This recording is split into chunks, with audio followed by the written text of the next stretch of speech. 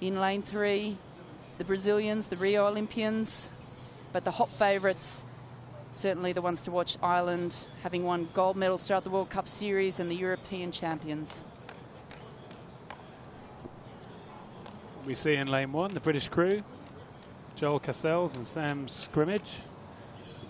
World champions in 2015, bronze medalists in Rotterdam in 2016 in this event, looking to find that kind of form now. Alongside them, the Italians, Giuseppe Di Mare, Alfonso Scalzone. They were the gold medalists last year in this event, but the Brazilians here have won that heat to get the centre lane. Javier Valamagui and William Guerreton. Massive win they had. And alongside them are the big favourites, as you say, Mark O'Donovan, Shane O'Driscoll. Won everything so far this year. The Russian pair in lane 5. Nikita Bolazin and Alexei Kiashko. A new combination in this boat. And then the home favourites from the United States, John Devlin and Alex Twist. They've been in the 8, got a bronze medal in 2015 in the 8, now going for it in the pair. So we have a look in here, this Italian crew, just getting things sorted out. Giuseppe Di Mare, they won their repechage to get through here quite convincingly.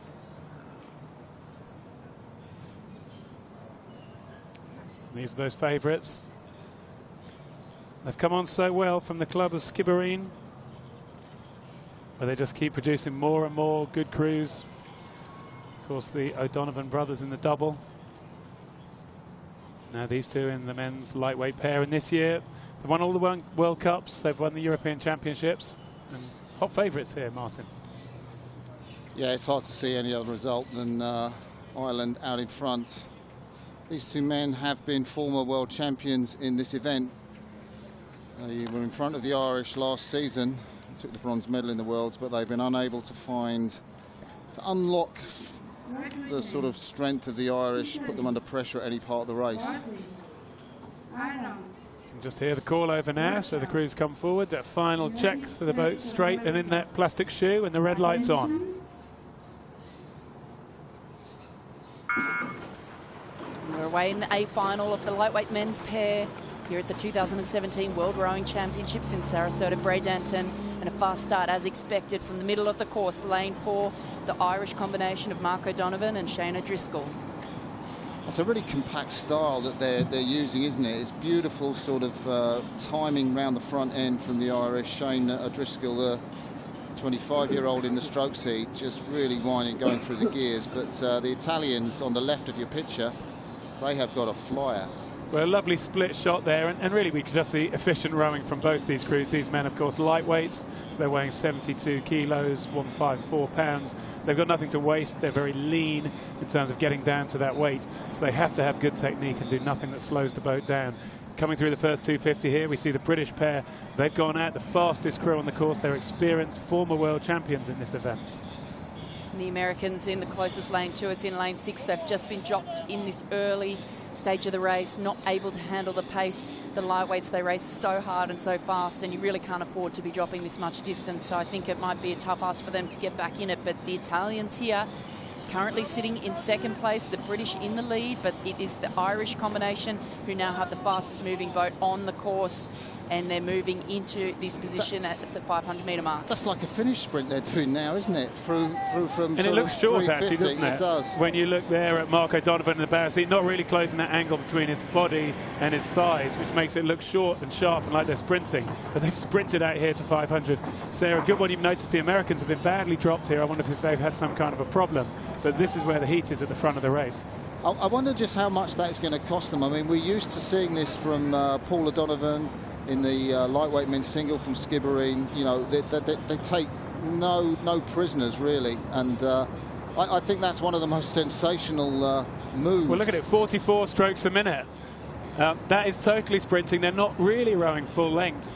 It's classic pulling like dogs. Are they going to be able to keep it going? They're only 700 metres into the race. It's very early to go for this kind of move. It strikes me, you won't thank me for saying it, Greg, but the French kind of did that move in that Olympic final in Sydney. They went dramatic with the racing, but, you know, they went with about 800 metres to go. The Irish went with about 1,700 metres to go. Crazy, What crazy is that race about? plan from the Irish. Let's see as we see the Italians, who they haven't got away. The Irish haven't got away despite this massive move they've made. And you were speaking earlier, Greg, about the bow seat in the Irish combination, Mark O'Donovan, and that really interesting style that he's got. I mean, his body barely gets to vertical in the stroke. I can't imagine it's the most efficient way to row. Well, it's a really nice comparison when you say the body angle. See the body angle of the Italian boat really coming forward, reaching forward from the hips and then swinging the bodies through. The Irish aren't even giving any time to do that. Likewise, the British closing that angle between the body and the thigh to row a long stroke. Compare that to what we see in the Irish crew, which is battering it along. Well, the Irish out in front, the young Italians behind them. They took gold in the under-23 regatta, as you heard, back in Plovdiv earlier this year, ahead of Turkey and another Irish combination, would you believe, as the Brazilians come back into it. The British are in third place at the moment, but under pressure in the third quarter from the Brazilians.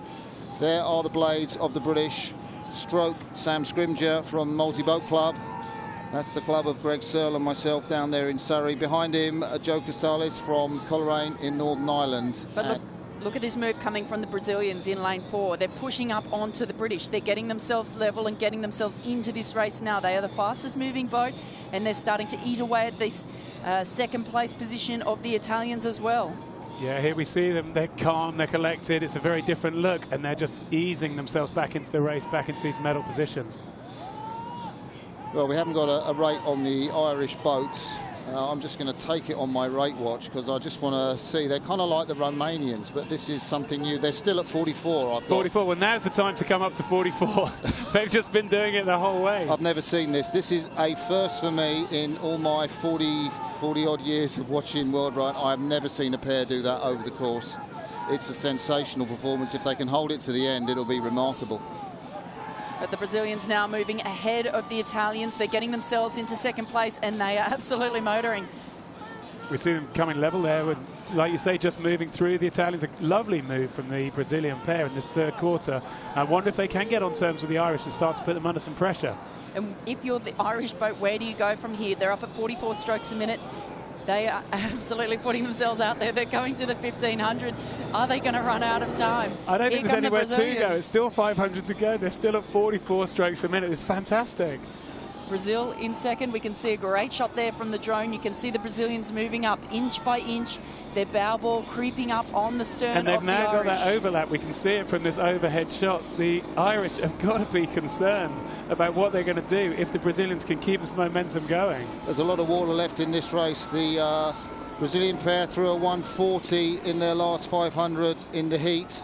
And the Irish, well, they throwed in a 139. So you pick the Irish to win. The Irish have responded. The Irish have responded to the field coming back. I don't know quite what they've done differently. They must have just pulled a bit harder at 44 strokes a minute. It's still not long, so maybe they're still in that strong part of their muscle drive, and they're just holding that length lead. They're going to do this. They're going to keep it. 250 to go. The Brazilians have not been able to close the gap. Italy up on 45 strokes a minute. Brazil 40 strokes a minute. The Italians now putting away the Brazilians. The Brazilians were brave in the third quarter, but they've paid for it, and here come the Italians. I think the Irish have just gone up. The Irish have just raised their rate now to 45.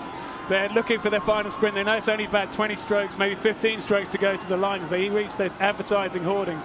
The Italians are coming back at them. They're now at their 46 strokes a minute. I think the course is going to run out, but the Italians are coming back strongly at the Irish pair. I've got the Irish at 46 strokes a minute. Eric Murray, double Olympic champion in men's pairs. I hope you're watching this. If you thought you rated high at 38, look at the Irish, because they're going to take the title in lightweight men's pairs ahead of Italy and Brazil. The Irish cross the line. They take the first place.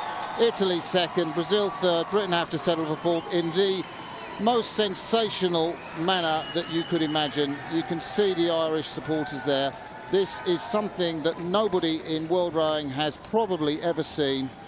Well, I can't stop smiling. I just loved seeing that happen, that they just went for it. They never really came out to full length, and they just kept going and going and going. So brave, so deliberate, I think, in their approach, and it's worked. There is a thinking that the more time, every time you put your blade in the water, the boat sort of stops or slows down. So the more times, the higher rate, you know, the more you'll stop it. But they were like doing it sort of 10 times a minute, quicker than anyone else in the race. I think it was at the 250 metre mark that you said, Martin, it's like they're putting in a sprint here, and they did. They put in a sprint for home from the 250 metre mark, which well, they it's held hard for to know. 1750 We're just seeing them metres. going off the start here, I think, in this picture, although this could be them coming through 12.50. No, it's fantastic. I mean, I think there's that expression that time on the slide is time wasted, and that's obviously the manual they've come from, and they just got more strokes in than anyone else, and well, hats off to them. Yeah, it was. You know, I think let's go for the finish now from 300 metres out. And we thought they're not going to sustain this, and they did all the way through to the finish. They even went up to about 45, 46 strokes a minute. They had more to give, didn't they? They did. Yeah. I mean, what confidence in Skibbereen there, and Dominic O'Casey, man of Skibbereen. Well, I think these two should be men of Skibbereen after that performance. Maybe they'll get the title in 2018. Mark